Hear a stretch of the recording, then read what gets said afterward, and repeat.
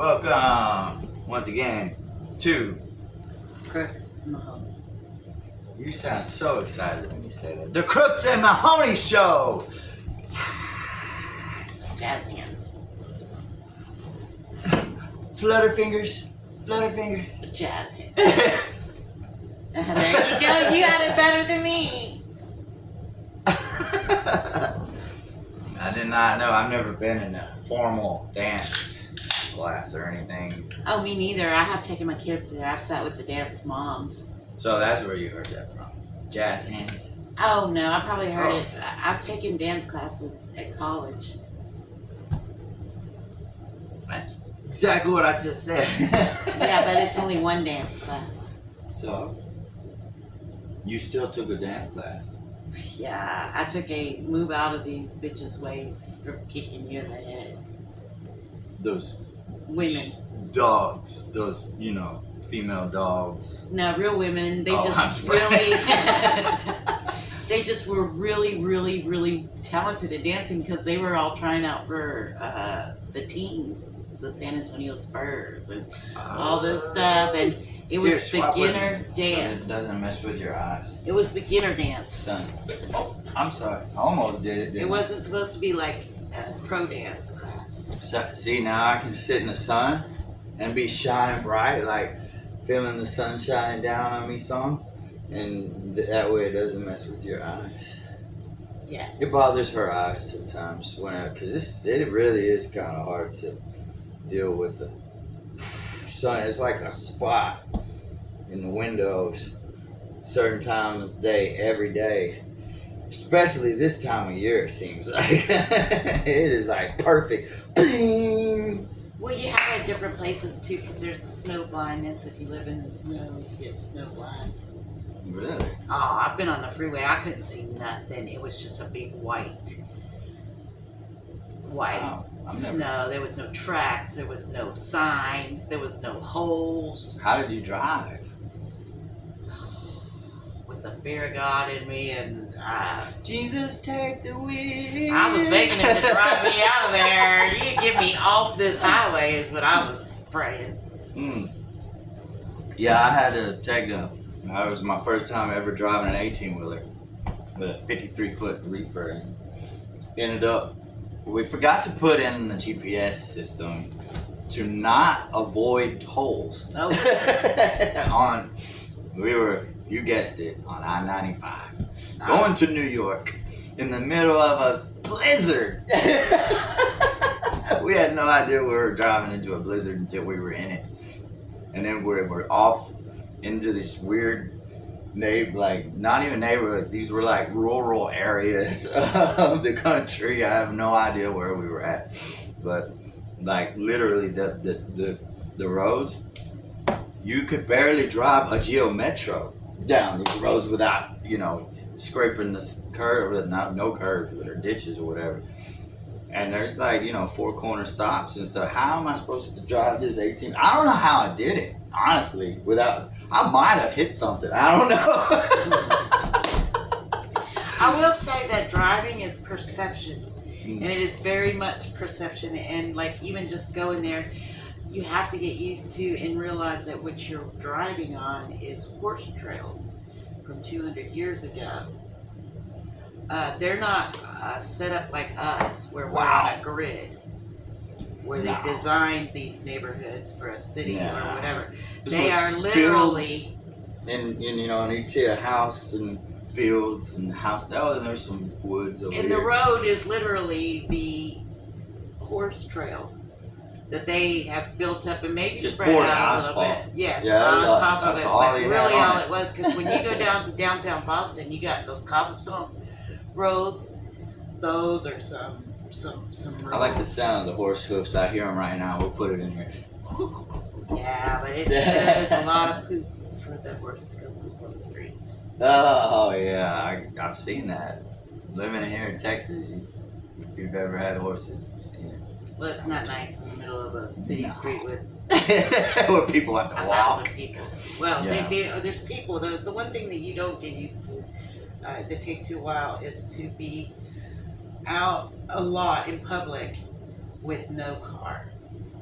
like you're riding your car is you're on a train with like all these people, and you walk in with all these people, and when you go to the bank you got all these people. Like you are never.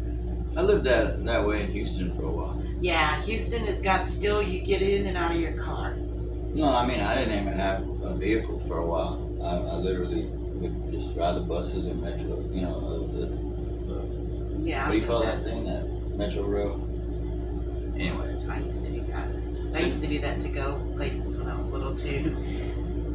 We'd get the money and get on the bus. bus day passes and stuff. Well, you can get a transfer going Yeah. each way, so we would go to Astroworld, and then the bus usually didn't come home and get out. So one of us, I would take a whooping if I needed a ride home. Ooh, you was bad kids. I had a She season was pass. I wasn't like breaking She in. was awesome, man. She's lived a whole awesome life. This is I guess just storytelling time for us. We're just sharing a little bit of who we are and what we've been through. But like you said, you had season passes. I had a season pass to Astroworld, man, and they had free concerts. Dude, Astroworld was the bomb. I have to say that I didn't realize how broke my parents were, because I actually had a lot of activities that I did, and I did chores too to pay for it. But my parents, you know, I never really asked my parents for money when I was little. But we had a lot of things. Like I went to the movies. I saw every brand new Clint Eastwood movie. Everyone at the movies. Dirty Harry. Yeah, every Dirty Harry movie. I really actually the Thunderfoot and Lightbolt. Never heard of that one. Thunderfoot and Lightbolt, I think is what it's called. Never heard of it. It's a movie, and it's got Jeff Bridges in it, and they go into the bathroom, and he actually puts on pantyhose to put on women's clothes, and Jeff Bridges does? Yes. And I am torn up over this porn that my stepfather took me to go see. So I told everybody about it because I was an only child, and that's all what I did. I told everybody, and it really was because he wore pantyhose. Yeah. I really felt like that was just porn. Porn. So. Yeah, the things that our children Kids have say, seen. yeah, well, the things the kids say, they just don't. My mom was like, "What are you talking about?" Took me to see porn. Yeah, we went to go see porn. It had Clint Eastwood in it. True. Wow. And they didn't show him putting the pantyhose on. They just kind of like implied the pantyhose. The pantyhose being on this man when I was little was just. I thought you said you showed him putting them on. Well, he had them on in the bathroom floor. Like we knew he had them Oh, on, but it and wasn't then next like. thing you know, he's in pantyhose. Yes, it wasn't like a very like what they have nowadays. Yeah, but then nowadays they'd show you everything and him tucking it. I mean, they would really go deep. Right. Well, Because it's so much more graphic. Back then, they just kind of implied things. Like they didn't even. He just come back out of the bathroom in pantyhose, dressed like. Well, he's sitting on the floor and he's got the pantyhose on, and you seeing him sitting up with his knees like this, so you're seeing the pantyhose, and it was just inappropriate, I guess, for my little. I think I was like 5 or 6 when I went to go see this Dirty Harry movie. Was this before they started rating? G-rated. PG-13. Oh no! I have to say that I never had anything banned from my reading list or my watching list. Like, yeah, me neither. I never. Well, porn obviously was, but rated R movies. Yeah, I didn't, and I liked horror when I was little. So yeah, I never got into that horror thing. I don't know though. Tales from the Crypt. Well, see what That I was was doing awesome though. on I was HBO. really a thrill Man, seeker. that You was gotta awesome. understand this part because you do my motorcycles. When I was young, it was all. I didn't have no fear. I didn't have any feelings of fear or trepidation or any smarts as far as my physical body until after I had my daughter and she started moving around and walking. Oh my goodness. And then once I saw her big head trying to walk around, all that thing, you like take You're your like, heart out. Yes, then I realized, oh my, oh. This is dangerous. And then as my kids grew up and didn't do all the things that I did to my mom, as far as like going to the emergency room and all that kind of stuff. Aw. You look nice today, by the way. Thank you. All the Doesn't things she that. look lovely today? Yeah, so I did all those things to my mom. Then I realized that my poor mother. Yeah, dude, I don't even want to think of what my mom went through. Yeah, my poor mother. Dude, I still, I'm sorry, Mom. Well, and I would not go home Really, until I'm sorry. I got bit by a snapping turtle and kept that thing out all day. It probably got infected. I had to go to the doctor and get it all stitched up or whatever. Anyway. Like pus and green stuff. Oh, I just didn't want to go home and tell her I was in the bayou. You was swimming in the bayou. I wasn't swimming in it. It wasn't the deep enough. It was really a big old ditch. Mm. It was probably where the 45 killer was stringing along the bottom. Oh God. Because really it was right there, on the 45 killer. Yeah, well, if y'all are from Texas, if any of our viewers are from around here, which we're not really sure of where everybody's from demographically, but if you are from the Houston area, you know where we talking about. So you know we are definitely Houstonians. Well, if you couldn't tell, at one point or another. Actually, I was a Baytonian, Dirty Bay, Texas, the Chemical Coast, Third Coast, baby. I'm just playing. But yeah, Dirty Bay is from Baytown. Where I was from, but I was born in Houston.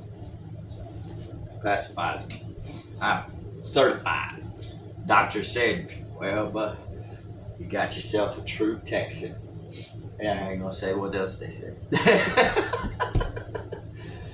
Just had something, never mind. My dad loves telling this story. He thinks it's great. Yeah, I know what it is. Oh, you can probably imagine. Oh, Dude, I know they say exactly. everything in Texas is bigger. I Yes, don't I know. know. But I don't know. That's exactly what I was thinking. Like going through my mind is that was what it was. No, it's not true though. It's just they were trying to just be nice, I guess. Yeah, standard Peckerwood issue. Never claimed to be famed. Anyway, so we were just sharing some, I guess, some Personal details. stuff, about our lives. Oh, We've- let us we've know been in the meaning to comments do if you this. want us to talk about this or if you want Trey's behavior. My behavior. I thought it was good behavior. You said. You said it was good. All right. Yeah, we're trying to get a good feel for the channel. We're giving us customer satisfaction questionnaires. I don't know how long anybody's going to make it through this video, but we should actually. Right. People already. They're Y'all already checked out. Ain't nobody seen this far into it yet, probably ever, except for us. Yeah, but we can cut it up. We can let y'all have little small pieces of us. Oh yeah, we don't do. care. We, We're we, just we like putting them shorts out there for you ADHD folks. squirrel. Anyways, Squirrel. There. anyways, yeah. So I think we should be doing. What do you want to talk about, Trey? We all. Well, I think just another minute of closing out this one, and then we'll make another one. Okay, what are we going to talk about then? Well, we'll talk about it then. How about how beautiful you look today? Oh, we gotta come up with something better than that. My face is she's not so gonna betray pretty. me. Y'all better comment and like and share. Oh, y'all don't have to comment on my looks. That wouldn't be that. Oh, she's gorgeous, isn't she? I'm sorry, Lord, forgive me. I mean, what am I asking for forgiveness for? Anyways, what I mean is she's a very,